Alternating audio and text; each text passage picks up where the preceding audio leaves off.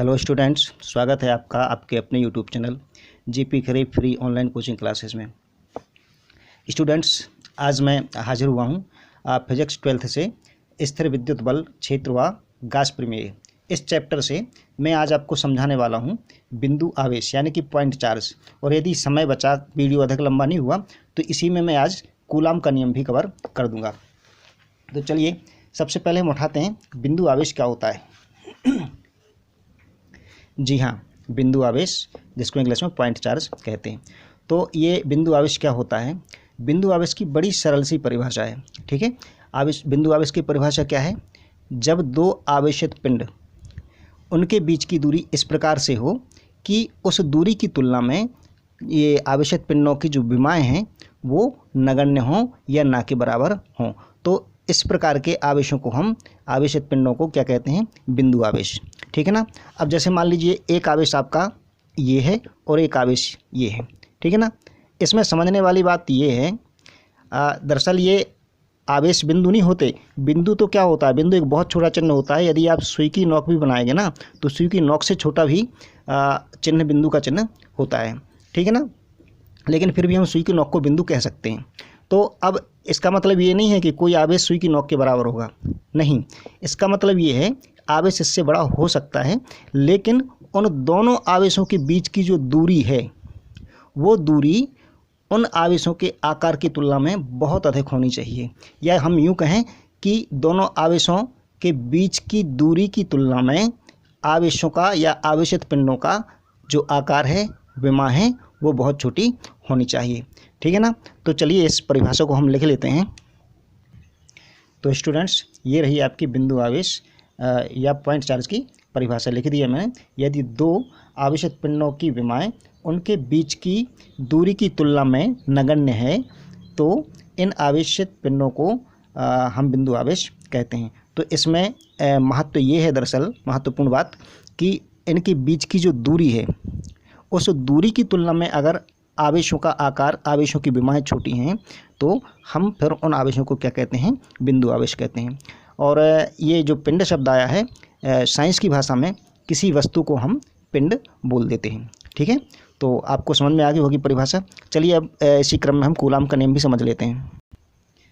Students, एक फ्रांसीसी भौतिकविद हुए हैं जिनका नाम था चार्ल्स ऑगस्टिन कूलाम। उन्होंने क्या किया? उन्होंने दो आवेशों के मध्य में लगने वाले आकर्षण अथवा प्रतिकर्षण बल के मान को ज्ञात किया, और इस बल को ज्ञात करने के लिए उन्होंने एक नियम भी दिया। क्योंकि ये नियम कूलॉम्स ने दिया है ना, तो उनके नाम के अनुसार इस नियम का नाम भी पड़ गया कूलाम का नियम। चलिए अब देख लेते हैं कि कूलाम का नियम दरअसल होता क्या है। कूलाम ने बताया कि दो बिंदु आवेशों के मध्य लगने वाला आकर्षण अथवा प्रतिकर्षण बल, नंबर 1, उन दोनों आवेशों के परिमाण के गुणनफल के अनुक्रमानुपाती होता है। और नंबर 2, उन दोनों आवेशों के बीच की दूरी के वर्ग के व्युत्क्रमानुपाती होता है। अनुक्रमानुपाती का मतलब ये है कि जब एक राशि बढ़ती है, तो जिस अनुपात में एक राशि बढ़ेगी उसी अनुपात में दूसरी राशि भी बढ़ेगी। यानी कि इनका गुणनफल परिमाणों का, दो आवेश मान लीजिए Q1 Q2 हैं, इनके परिमाण Q1 और Q2 हैं, तो Q1 और Q2 का गुणनफल यदि बढ़ेगा आपका, तो जिस अनुपात में Q1 और Q2 का अनुपात बढ़ेगा उसी अनुपात में इनके बीच लगने वाला आकर्षण बल या प्रतिकर्षण बल F का मान भी बढ़ेगा। ठीक है। व्युत्क्रम का मतलब होता है कि एक राशि अगर बढ़ रही है तो दूसरी राशि घट रही है। इस तरह जब दो आवेशों के बीच की दूरी बढ़ती है तो उसका वर्ग भी बढ़ेगा, और जब उसका वर्ग बढ़ेगा, दूरी का वर्ग, तो इनके मध्य लगने वाला आकर्षण और प्रतिकर्षण बल का मान भी कम होगा। चलिए हम एक कूलाम के नियम को लिख लेते हैं। लीजिए, ये रहा कूलाम्स का नियम। दो बिंदु आवेशों के मध्य लगने वाले आकर्षण या प्रतिकर्षण बल का मान, नंबर 1, उन आवेशों के परिमाणों के गुणनफल के अनुक्रमानुपाती, एवं नंबर 2, उनके मध्य की दूरी के वर्ग के व्युत्क्रमानुपाती होता है। स्टूडेंट्स, यहाँ पे एक शब्द आया है परिमाण। परिमाण का मतलब होता है संख्यात्मक मान। मान लीजिए कोई आवेश कितने कूलाम का है, ठीक है ना, उसकी मात्रा वो कहलाएगा उसका परिमाण। ठीक है। तो अब हम इस कूलाम के नियम को सिद्ध करके भी दिखाएंगे। चलिए सिद्ध करने के लिए हम मान लेते हैं कि ए और बी दो बिंदु आवेश हैं और इनके बीच की दूरी हमने मानी हुई है r, ठीक है ना, तथा इनका जो परिमाण है, ए का परिमाण q1 है और बी का परिमाण q2 है, ठीक है, और इनके बीच की दूरी r है। तो अब कूलाम के नियम से अब इसको हम आगे सॉल्व करते हैं।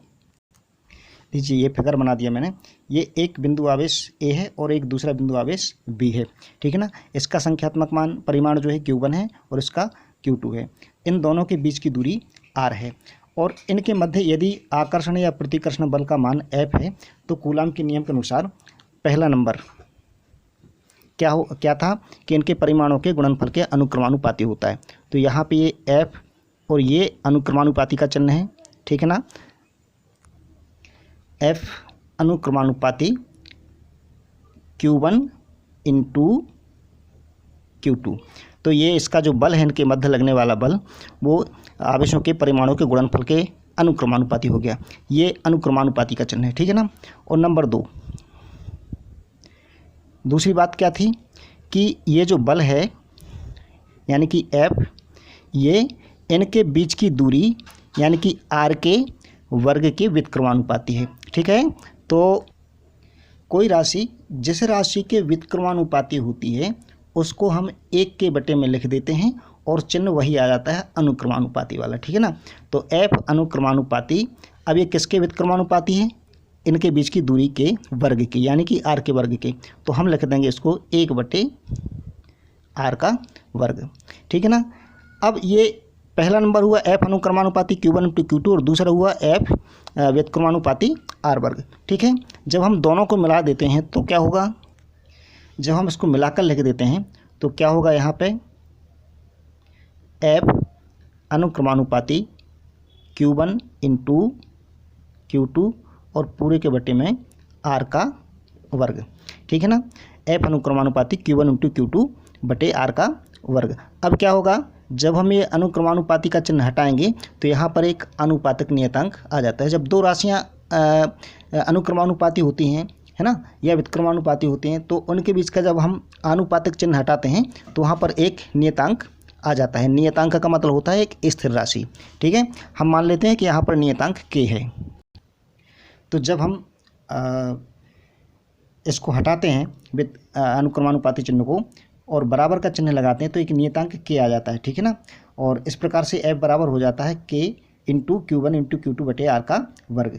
ये जो k है नियतांक स्थिरांक, इसका मान दोनों बिंदु आवेशों के बीच के माध्यम पर निर्भर करता है कि उनके बीच का माध्यम कैसा है, वायु है, निर्वात है या कुछ और है, ठीक है ना। और अलग अलग पद्धतियों में अलग अलग होता है। चलिए देख लेते हैं। निर्वात के लिए या वायु के लिए k का मान होता है 1/4 पाई एप्सिलॉन 0। इसको एप्सिलॉन 0 पढ़ते हैं, ये जो ई टाइप का बना है ना, एप्सिलॉन 0। या फिर इसका संख्यात्मक मान क्या होता है, संख्यात्मक मान इसका होता है 9 इंटू 10⁹ न्यूटन मीटर स्क्वायर पर कूलाम स्क्वायर, मतलब 9 × 10⁹ न्यूटन मीटर का वर्ग प्रति कूलाम का वर्ग। ये जो क्यू बना है ये कूलाम का संकेत है, ठीक है। ये जो एप्सिलॉन 0 है ये वायु या निर्वात की निरपेक्ष विद्युतशीलता कहलाती है, ठीक है ना। तो जब हम k का मान समीकरण 1 में रख देते हैं तो हमको F बराबर मिल जाता है 1/4 pi epsilon 0 into Q1 into Q2 बटे r का स्क्वायर, ठीक है ना। यहाँ पर जो आवेश होता है ना, आवेश का मात्रक होता है कूलाम SI पद्धति में, ठीक है ना। ये जो मैंने मात्रक लिखे हैं न्यूटन मीटर स्क्वायर प्रति कूलाम स्क्वायर, ये SI सिस्टम में है, SI पद्धति में है। तो समीकरण 1 में मान रखने पर हमको F का मान प्राप्त होता है 1/4 pi epsilon 0 Q1 into Q2 बटे r का वर्ग न्यूटन, ठीक है ना। SI पद्धति में ये बल है ना, तो बल का मात्रक न्यूटन होता है। अब अगर हम दोनों आवेशों के बीच का माध्यम अगर वायु या निर्वात नहीं लेते हैं, इनके बीच में कोई अन्य माध्यम है, तब उस स्थिति में ये जो आनुपातिक नियतांक स्मॉल k आया है आपका, ये स्मॉल k का मान होता है 1/4 pi epsilon 0 into capital K, ठीक है ना। ये स्मॉल k का मान हो गया, जबकि ये कैपिटल K क्या है, माध्यम का परावैद्युतांक है। तो जब हम इस k का मान उठा करके समीकरण 1 में रख देते हैं, ठीक है ना, तो समीकरण 1 में जब ये मान उठा के रखेंगे तो क्या होगा, F बराबर आ जाएगा 1/, F बराबर 1 मिनट, F बराबर 1/4 पाई एप्सिलॉन 0 के Q1 इंटू Q2/r का वर्ग, ये आ जाएगा न्यूटन में। ठीक है ना। जब हम इसको दूसरी पद्धति में लेंगे, अगर CGS पद्धति में लेते हैं तो बल का मात्रक डाइन होता है, न्यूटन के स्थान पे डाइन आ जाएगा। ठीक है। आपको वीडियो कैसा लगा है आप कमेंट करके बताइए। वीडियो को लाइक कर दीजिए, सब्सक्राइब कर लीजिए चैनल को, वीडियो को शेयर भी कर दीजिए। ठीक है ना। और फिर मिलते हैं अगले वीडियो में, तब तक के लिए नमस्कार, जय श्री राम।